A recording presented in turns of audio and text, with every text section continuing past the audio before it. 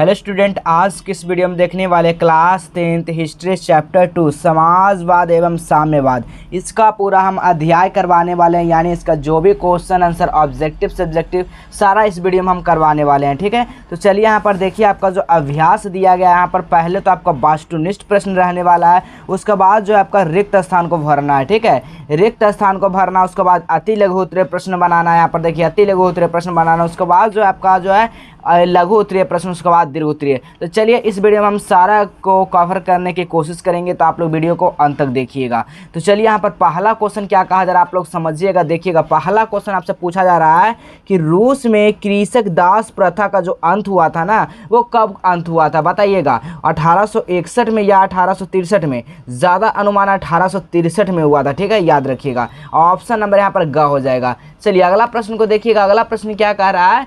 अगला प्रश्न कह रहा है रूस। ठीक है, अगला प्रश्न आप लोग यहाँ पर देखिएगा क्या कह रहा है, रूस में जार का अर्थ क्या होता है। तो देखिएगा रूस में जार का मतलब ही होता है स्मार्ट। ठीक है, जार का मतलब रूस का सम्राट। ठीक है, ऑप्शन नंबर यहाँ पर क्या हो जाएगा? घ हो जाएगा। चलिए अगला क्वेश्चन देखिएगा। अगला क्वेश्चन क्या कह रहा है? चलिए अगला क्वेश्चन देखिएगा। अगला क्वेश्चन क्या कर रहा है यहाँ पर समझिएगा। अगला क्वेश्चन आपसे पूछा जा रहा है कार्ल मार्क्स का जन्म कहाँ हुआ था। आप लोग बताइएगा। कार्ल मार्क्स जो थे उनका जन्म हुआ था वो जर्मनी में ना हुआ था? कहाँ हुआ था? जर्मनी में हुआ था। ठीक है, याद रखिएगा। अगला प्रश्न देखिएगा 4 नंबर क्वेश्चन क्या कर रहा है। अगर अभी तक चैनल पर नए होंगे तो चैनल को जरूर सब्सक्राइब कर लें, क्योंकि ये बोर्ड परीक्षा में आते रहता है हर साल ये सब परीक्षा में। ठीक है, तो आप लोग याद कर लीजिएगा। समाज यानी कि साम्यवादी शासक का पहला प्रयोग हुआ था, वो कहाँ हुआ था? तो रूस में हुआ था। याद रखिए कहाँ हुआ था? रूस में हुआ था। चलिए अगला प्रश्न देखिएगा। अगला प्रश्न क्या कर रहा है, यानी कि यूटोपियन समाजवादी नहीं था। यूटोपियन जो था समाजवादी नहीं था। कौन नहीं था? तो कार्ल मार्क्स जो था यूटोपियन समाजवादी जो नहीं था। याद रखिएगा। अगला क्वेश्चन कर रहा है वार एंड पीस की रचना कौन है बताइएगा। वार एंड पीस का जो रचना है ना वो टॉल्स्टॉय। याद रखिएगा कौन है जी? टॉल्स्टॉय। अगला प्रश्न देखिएगा। अगला प्रश्न क्या कर रहा है, बोल्शेविक क्रांति कब हुआ था।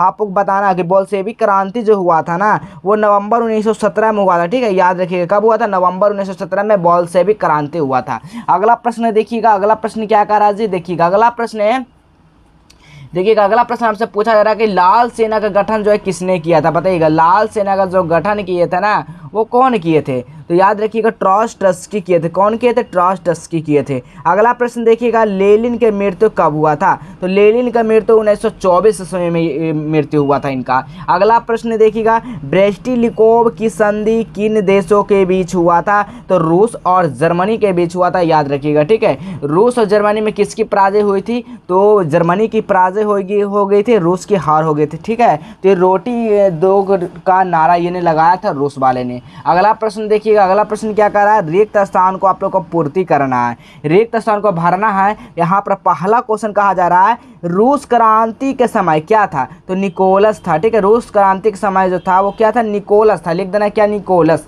इस तरह से आपको लिख देना है, क्या लिखना है? निकोलस था। ठीक है, निकोलस पहला का आंसर। अगला प्रश्न देखिएगा। अगला प्रश्न क्या कर रहा है, बोल्शेविक क्रांति का नेतृत्व जो है किसने दिया था? तो लेनिन ने दिया था। कौन दिया था? लेनिन ने। ठीक है, लिख लीजिए लेनिन ने दिया था। अगला प्रश्न देखिएगा नई आर्थिक नीति जो हुआ था 1991 में नई आर्थिक का लागू हुआ था। अगला क्वेश्चन देखिएगा रॉबर्ट ओवन जो है न्यूटन का निवासी था। कहाँ का था जी? तो न्यूटन का निवासी था। अगला प्रश्न देखिएगा वैज्ञानिक समाजवाद का जनक कार्ल मार्क्स को माना जाता है। ठीक है, वैज्ञानिक समाजवाद का जो जनक माना जाता है ना, जनक, ठीक है, जनक वो कार्ल मार्क्स का माना जाता है। ठीक है, आप लोग याद कर लीजिएगा सारा प्रश्न, क्योंकि परीक्षा में आते रहता हर साल। ठीक है, चलिए अगला प्रश्न को देखिएगा। अति लघु उत्तरीय प्रश्न जो आपको 20 शब्दों में ही उत्तर देना है। ठीक है, 20 शब्दों का मतलब हुआ 2 से 3 लाइन के अंदर में आपको इसका आंसर देना है। तो देखिए पहला क्वेश्चन बहुत ही इंपॉर्टेंट एकदम लिख लीजिए, भी आई है, क्योंकि परीक्षा में हर साल पूछा जाता है, चाहे वो फर्स्ट टर्मिनल हो, सेकेंड टर्मिनल हो,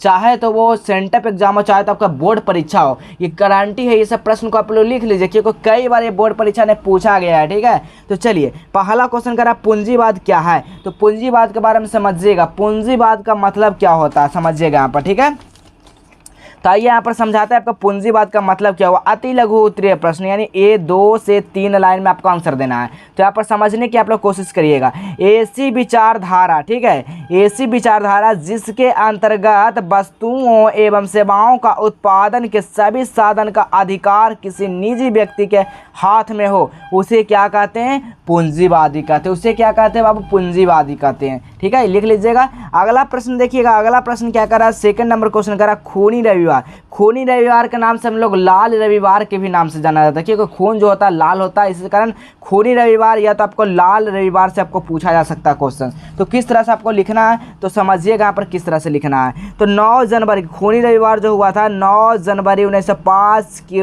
लोगों का समूह जो है, समूह किसका? रोटी दो का नारा लगाते हुए सेंट पीटर्सबर्ग महल, एक जो था यहाँ पर समझिएगा, एक जो है रूस था, ठीक है, रूस और जापान, ठीक है, रूस और जापान में, तो जापान रूस जो है जापान की तरफ जाने लगा, यानी सेंट पीटर्स इधर सा महल था, तो यहाँ पर क्या रूस जो है जाने लगा। लेकिन इस यहाँ का जो सब सारे लोग थे, नेता वगैरह सभी लोग, तो ये क्या कि इन पे अंधाधुंध गोलियाँ चलाने लगे, तो चलाने लगे जिसमें क्या हज़ारों के यहाँ पर क्या हुआ, वो लोग अपना जान जो है त्याग दिए। कौन? रूस वाले लोग, ठीक है। तो वही यहाँ पर कहा जा रहा है रोटी दो का नारा लगाते हुए सेंट पीटर्सबर्ग के महल की ओर जा रहे थे, परंतु जार की सेना ने इस निहत्थे लोग को अंधाधुंध गोलियां बरसाने लगे या बरसाए, जिसमें हजारों लोग को मारे गए। उस दिन रविवार था। देखिए, जिस दिन गोली मचलाया गया था, वो जब सेंट पीटर्स महल की ओर जा रहा था रूस वाले ने, तो क्या किया था, तो उस दिन रविवार का समय था। लेकिन वो जापान वाला जो थे, वो जापान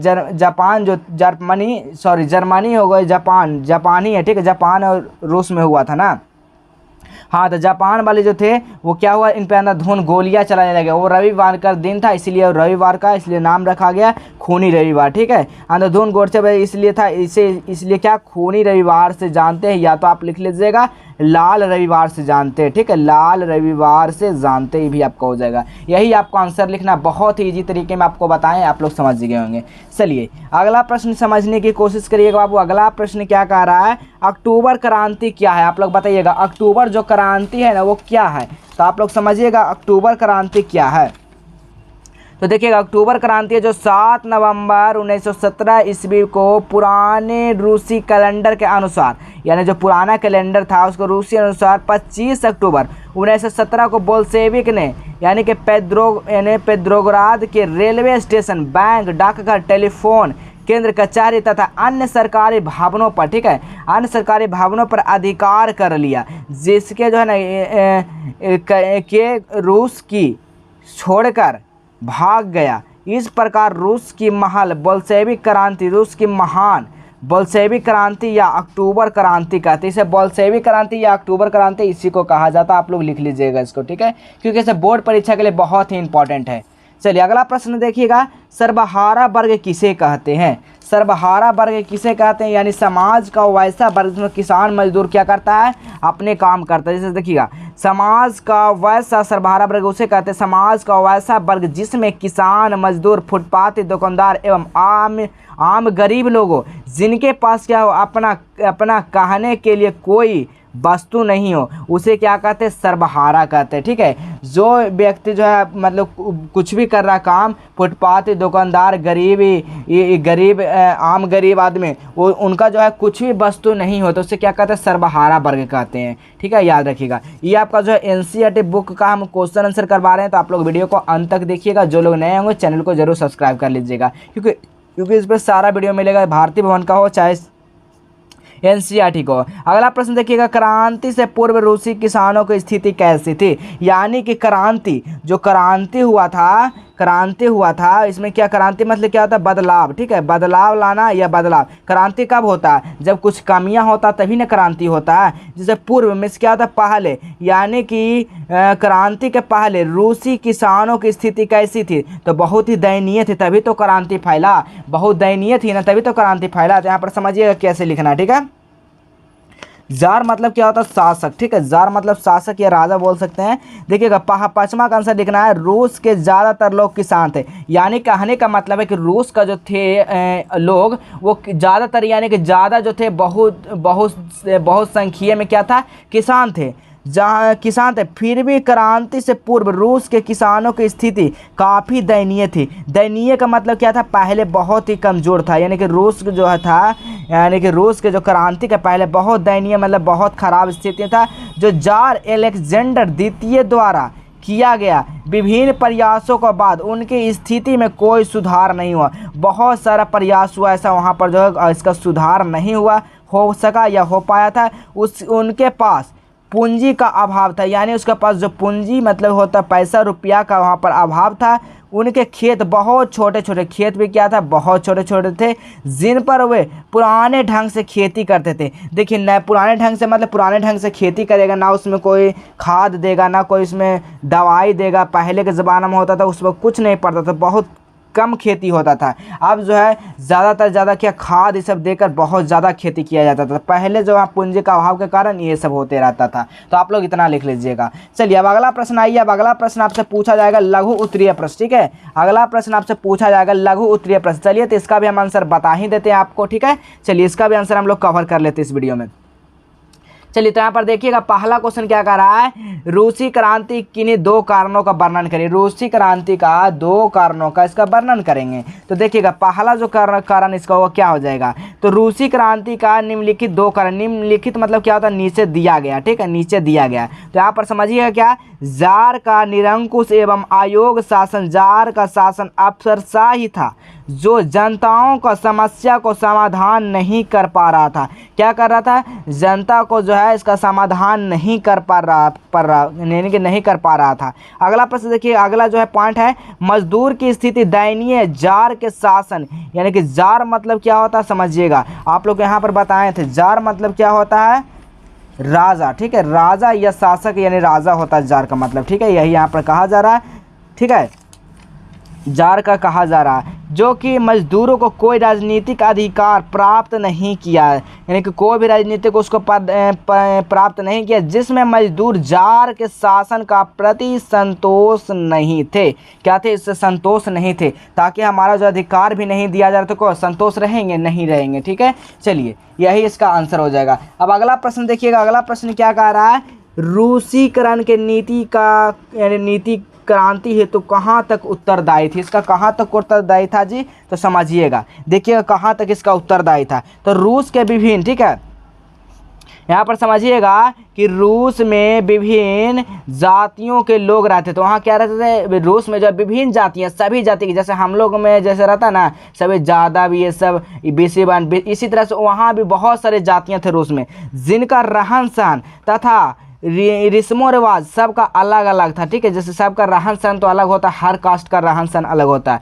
रूस के जार ने सभी के लिए क्या क्या, सभी के लिए जो है रूस के कारण, ठीक है, रूसों का कारण नीति अपनाने को कहा, यानी कि रूस में जो है सभी को के लिए रूस के कारण नीति अपनाने का। इस नीति के तहत वहाँ के रहने वाले सभी लोग रूस संस्कृति, रूस भाषा, रूसी शिक्षा अपनाया था। वहाँ का सारा चीज़ रूसी ही अपनाया था। जहाँ अल्पसंख्यक समुदाय, अल्पसंख्या मतलब होता है ज़्यादा संख्या में, ठीक है, ज़्यादा संख्या में हलचल सी पैदा हो गए, वे इसका विरोध करने लगे और यह क्रांति का रूप ले लिया। वहाँ जो है कहा कि रूसी में जो सब एक तरह का व्यवहार करेगा, तो वहाँ जो है सभी ने क्या किया, विरोध करने लगा, ठीक है, उससे क्या हुआ, क्रांति फैल गया, ठीक है। चलिए अगला प्रश्न देखिएगा, अगला प्रश्न क्या कर रहा है, अगला प्रश्न तीसरा नंबर क्या कर रहा है, समाजवाद एवं नई आर्थिक नीति का क्या व्यवस्था थी। यहाँ का जो व्यवस्था थी ना वो कैसी व्यवस्था थी, तो आइए समझते हैं। रूस में समाजवाद की एक नई आर्थिक में सामाजिक अर्थव्यवस्था थी, क्यों थी,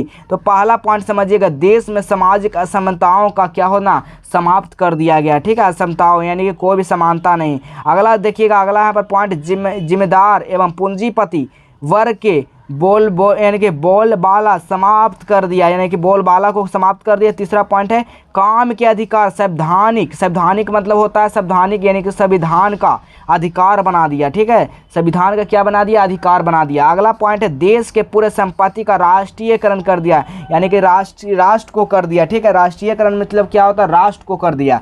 चलिए अगला प्रश्न देखिएगा, चौथा, नई आर्थिक नीति मार्क्स सिद्धांतों का समझौता था, कैसे था। इसका समझौता था ना वो कैसा था बाबू, तो यहाँ पर समझिएगा उसका समझौता जो था वो कैसा था।